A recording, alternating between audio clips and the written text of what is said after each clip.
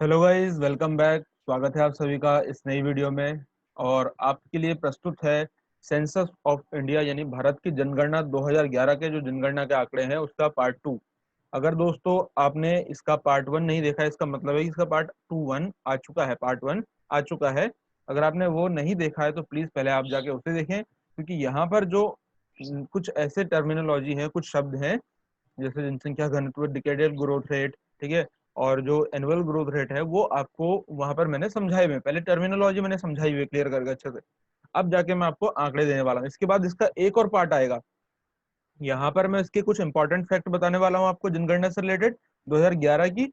और उसके बाद एक पार्ट थ्री इसका आएगा जिसमें आपको इसके सारे फैक्ट, जो जितने भी जनसंख्या घनत्व से रिलेटेड, कौन सा राज्य हाईएस्ट है, कौन से लोवेस्ट में है, पांच, ठीक है, लिटरेसी में, इसी तरीके से आपको सब चीजें पार्ट थर्ड में बताई जाएंगी। यहाँ पे कुछ बहुत इंपॉर्टेंट फैक्ट, मैं ऐसी कोई भी चीज नहीं लाता जो कि एग्जाम में ना पूछी जाए, और एग्जाम में पूछी गई है। हर एक फैक्ट इसमें से जो मैं लाया हूँ वो पूछा गया है। और आपको अगर इसकी पीडीएफ डाउनलोड करनी है और आप नए हैं तो आपको मैं बता दूं, हमारा टेलीग्राम जिसपे आपको हमारी सारी पीडीएफ, हर एक लेक्चर की पीडीएफ वहां पर मिल जाएगी, जिसका लिंक नीचे डिस्क्रिप्शन में दिया हुआ है। और आप साथ ही साथ कि उससे तो पीडीएफ डाउनलोड कर लेंगे, लेकिन उसके अलावा अगर आपको मुझसे कुछ पूछना है तो उसके लिए, और अगर आपको कोई क्वेरी है, कोई क्वेश्चन है एनटीए यूजीसी नेट से रिलेटेड, ज्योग्राफी से रिलेटेड, आपको जैसे हम यहाँ पे आप सामने देख पा रहे हो, हम अपने लाइव क्लासेस चलाते हैं सुबह 8 बजे, ठीक है, जिसमें हम क्वेश्चंस को डिस्कस कर रहे हैं। और ये कब तक डिस्कस करेंगे? जब तक एग्जाम नहीं हो जाता तब तक डिस्कस करेंगे। आज जो थोड़ा सा वो प्रॉब्लम हो गई थी, वो क्योंकि जियो का नेटवर्क आज सुबह से काम नहीं कर रहा था, फिर अब जाके काम किया है, तो अब मैं ये वीडियो बना रहा हूँ। ठीक है, तो आप सुबह 8 बजे लाइव क्लास ले सकते हैं। साथ ही साथ हमारे जो नोट्स हैं, टेस्ट है, उसमें आप पार्टिसिपेट कर सकते हैं। लाइव डिस्कशंस हमारे होते हैं, उसमें आप पार्टिसिपेट कर सकते हैं। ठीक है, तो एनटीए नेट और ज्योग्राफी से रिलेटेड आपको इसमें सारी जानकारी मिलेगी, साथ ही साथ पीडीएफ नोट्स। ठीक है, और इसको भी डाउनलोड करना है तो आप हमारे टेलीग्राम चैनल से जुड़ सकते हैं। और किसी भी इन्फॉर्मेशन के क्वेरी क्वेश्चन के लिए व्हाट्सएप ग्रुप का लिंक, दोनों का नीचे डिस्क्रिप्शन में दिया हुआ लिंक, आप वहां से डाउनलोड कर सकते हैं। ठीक है, तो चलिए स्टार्ट करते हैं पार्ट टू का। इसके भारत की जो जनगणना है इसको स्टार्ट करते हैं। तो यहाँ पर देखो, आप सबसे पहले इंपॉर्टेंट इंफॉर्मेशन दी है मैंने आपको, इंपॉर्टेंट कुछ डाटा दिया हुआ है 2011 के सेंसस का।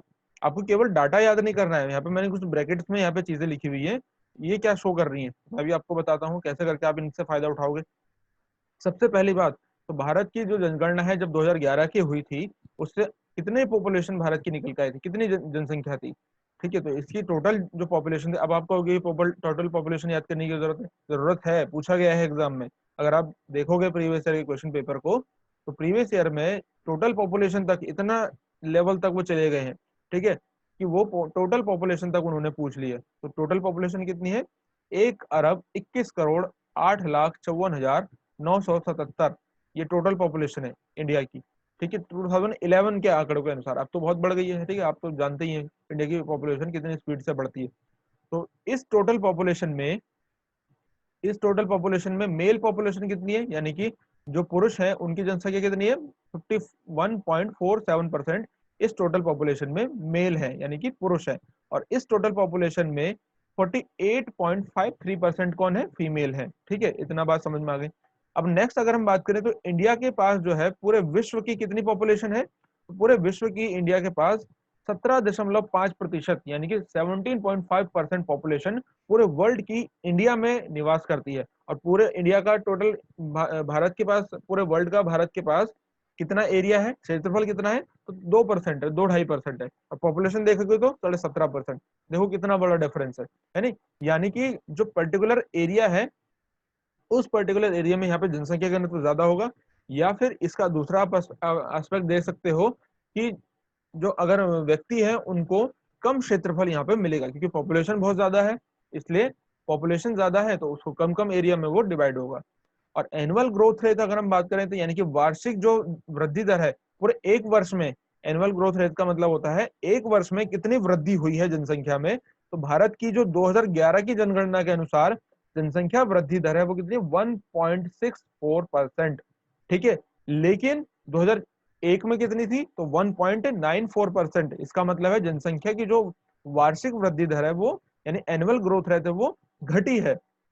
इसको आप ऐसे अप्लाई कर सकते हो, अगर आपसे पॉपुलेशन पॉलिसी से कोई रिलेटेड क्वेश्चन पूछ लिया गया तो आप उसमें एनालाइज कर सकते हो, दिमाग लगा सकते हो कि पॉपुलेशन पॉलिसी का कुछ ना कुछ इम्पैक्ट पड़ा है। अगर आप कोई भी पॉपुलेशन की पॉलिसी पढ़ोगे या फिर आप किसी दूसरे एस्पेक्ट पे बात करोगे तो आप इन आंकड़ों को ध्यान में रख के ये अंदाजा लगा सकते हो कि हाँ, पॉपुलेशन पॉलिसी जो बनाई है, एनुअल ग्रोथ रेट तो घटी है, ठीक है, डिकेडल ग्रोथ रेट भी घटी है, इसका मतलब है कुछ ना कुछ इम्पैक्ट पड़ा है जिससे धीरे धीरे घट रही है। लेकिन अभी भी ज्यादा है पॉपुलेशन, घटते हुए ज्यादा पॉपुलेशन है, घटती हुई वृद्धि दर के साथ ज्यादा पॉपुलेशन है इंडिया की अभी प्रेजेंट में जो कंडीशन है। तो ये जो भी मैंने यहाँ पे लिखे हुए वो प्रेजेंट की 2011 की पॉपुलेशन की है आंकड़े, और ये जो ब्रैकेट में मैंने यहाँ पे जितने अभी लिखा हुआ है वो 2011 की है। इससे आप एनालाइज कर सकते हो कि वर्तमान समय में 2011 के पर्सपेक्टिव से बढ़ी है या फिर घटी है कोई भी रेट, ठीक है। तो वैसे ही डिकेडल ग्रोथ रेट यानी दशकीय वृद्धि दर, ये तो एनुअल थी, एनुअल का मतलब है एक साल में, डिकेडल का मतलब है 10 सालों में जो पॉपुलेशन है, जैसे 2011 में हुई थी, फिर उसके बाद अब 21 में होगी, उससे पहले 2001 में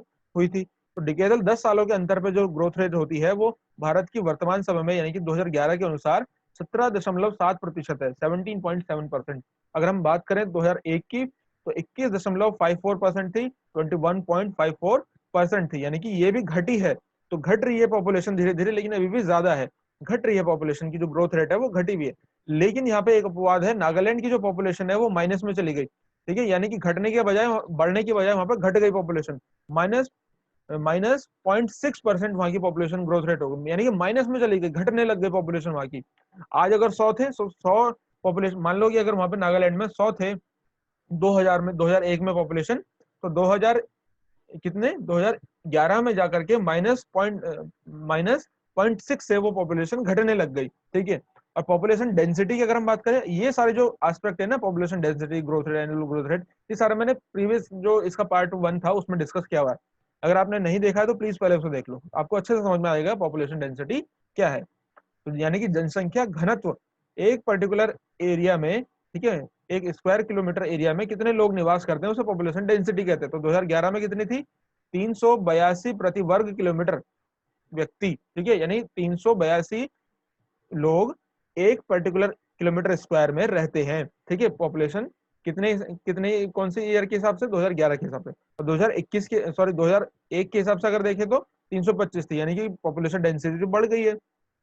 वहीं हम अगर सेक्स रेशियो की बात करें, यानी कि लिंगानुपात की अगर हम बात करें, तो ये कितना हो गया है, 943 यानी 943 हो गया है, ठीक है, बढ़ गया है। यानी कि 1000 पुरुषों पे 943 महिलाएं हैं, ठीक है, जो कि पहले कितना था, तो 933 हुआ करता था। लेकिन धीरे धीरे करके ये लिंगानुपात बढ़ा, और लिंगानुपात जितना ज्यादा होगा उतना बेहतर है, ठीक है।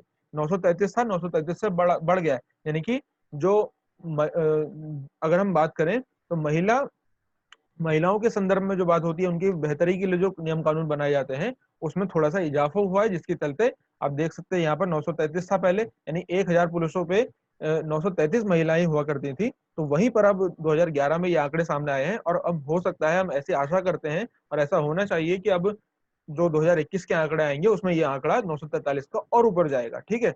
और वहीं अगर हम शिशु लिंगानुपात की, चाइल्ड सेक्स रेशियो की बात करेंगे, यानी कि चाइल्ड सेक्स रेशियो में हम 0 से 6 वर्ष के बच्चों को, जो बालक और बालिकाएं हैं, उनको काउंट करते हैं। प्रीवियस लेक्चर में मैंने सारा बताया हुआ है, ठीक है।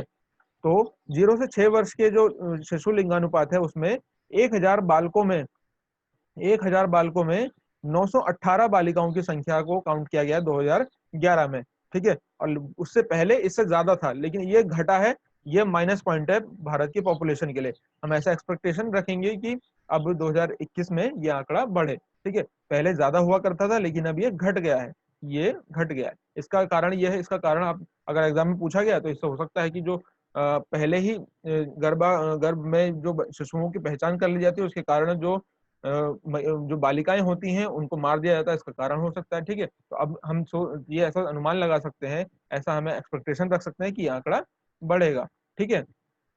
तो ये तो कुछ आंकड़े ये थे। इसके बाद हम थोड़े और आंकड़ों की बात करेंगे, ठीक है। इसके बाद और आंकड़े क्या है, ये है सामने आपके, ये भी बहुत इंपॉर्टेंट है, हर एक जो इसमें डाटा है वो पूछा गया है एग्जाम में। भारत की जो टोटल लिटरेसी रेट है 2011 के हिसाब से वो कितनी है, 73%, ठीक है। यहाँ पे मैंने बिल्कुल आपके लिए बहुत ज्यादा इसको सरलीकृत कर दिया है, बहुत साधारण बना दिया है इसको, जिससे आप इसको आसानी से याद कर सको। बुक में इसी को बहुत ज्यादा डिफिकल्ट लैंग्वेज में बहुत ज्यादा इलेबोरेट कर रखा है, बस आपको फैक्ट देखने हैं, और जो मैं इसके पीछे का कंसेप्ट बता रहा हूँ कि क्या आइडिया हो सकता है एग्जाम में, किस अप्रोच से वो पूछ सकते हैं, उसको ध्यान में रखना है। लिटरेसी रेट जो है वो 73% है ओवरऑल इंडिया का 2011 के हिसाब से। वहीं 2001 के हिसाब से बात करें तो 64.84% था, 64.84% था, जो कि लिटरेसी रेट बड़ा है। साक्षरता दर क्या होती है मैंने बताया। लिटरेसी, अब लिटरेसी रेट में केवल अगर हम मेल लिटरेसी रेट की बात करें यानी पुरुष साक्षरता दर की बात करें तो 80.9% ये साक्षरता दर है, 80.9%। वहीं हम फीमेल लिटरेसी रेट की बात करें तो 2011 के हिसाब से वो 64.6% लिटरेसी रेट है।